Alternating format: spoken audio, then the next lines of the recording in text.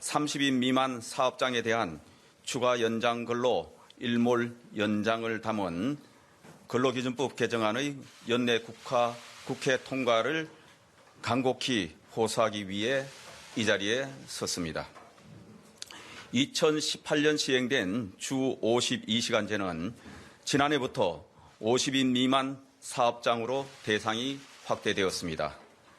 다만 추가 인력 채용, 설비 자동화 등 대안이 없는 63만 개의 30인 미만 영세 사업장에는 2022년 말까지 주 52시간에 더해 8시간의 추가 연장 근로가 허용되었습니다. 현재 603만 명의 근로자들이 일하고 있는 이들 기업들은 급격한 주 52시간제 시행 이후 추가 연장 근로 제도에 기대어 지금까지 버텨올 수 있었습니다.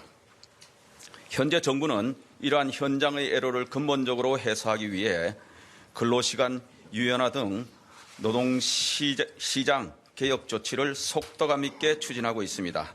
하지만 정부안 마련과 입법 시행에 상당한 시간이 소요되는 만큼 당장의 중소기업, 소상공인의 어려움을 덜어드리기 위한 추가 연장 근로 일몰 연장은 불가피한 상황입니다. 이대로 추가 연장 근로 제도가 일몰 종료된다면 취약 중소기업, 소상공인이 감내할 고통은 쉽게 가늠하기 어렵습니다. 특히 심각한 인력난을 겪는 뿌리산업, 조선산업과 집중 근로가 불가피한 IT 분야에서 심각한 피해가 우려됩니다. 일부 24시간 공장을 가동해야 하는 기업의 경우 당장 3교대 인력을 구하지 못해 설비를 멈추거나 납기를 맞추기 위해 범법자로 전락할 수도 있습니다. 영세 중소기업, 소상공업에서 일하고 있는 근로자의 막대한 고통도 우려됩니다. 최대 52시간의 근로 수입만으로 생계를 담보할 수 없어 이탈하거나 투잡으로 내몰리는 근로자도 속출할 것입니다. 특히 중소조선업 등 특근 비중이 높은 분야에서 급격한 소득 하락, 삶의 질 저하의 부작용은 더욱 심각할 것입니다. 영세한 중소기업, 소상공인이 무너지면 우리 경제의 가장 취약한 근로자들부터 가장 먼저 일자리를 잃게 될 것입니다. 지난 12월 15일 대통령 주재 국정과제 점검회의에서 참석한 한 중소기업인은 사업 존폐의 기로에 서 있다고 하면서 지금 당장 가장 시급하고 절박한 것은 추가 연장 근로 일몰 폐지다. 여기서 대통령님의 확답을 꼭 듣고 가겠다며 절박한 심정을 호소한 바 있습니다.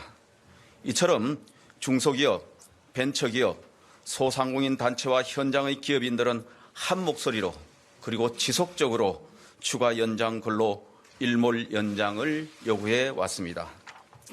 정부도 지난 10월 27일 추가 연장 근로 일몰 연장 추진을 발표하고 각종 간담회와 당정 협의 등을 통해 법 개정안이 국회에서 조속히 논의 통과될 수 있도록 노력해 왔습니다.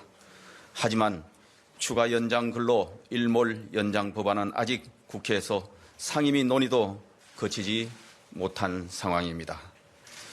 추가 연장 근로 일몰 연장 법안은 시급한 민생 현안인 만큼 여야가 협치, 상생의 정신으로 조속하게 상임위 논의를 거쳐 연내 국회에서 통과시켜 주시기를 간곡하게 호소드립니다.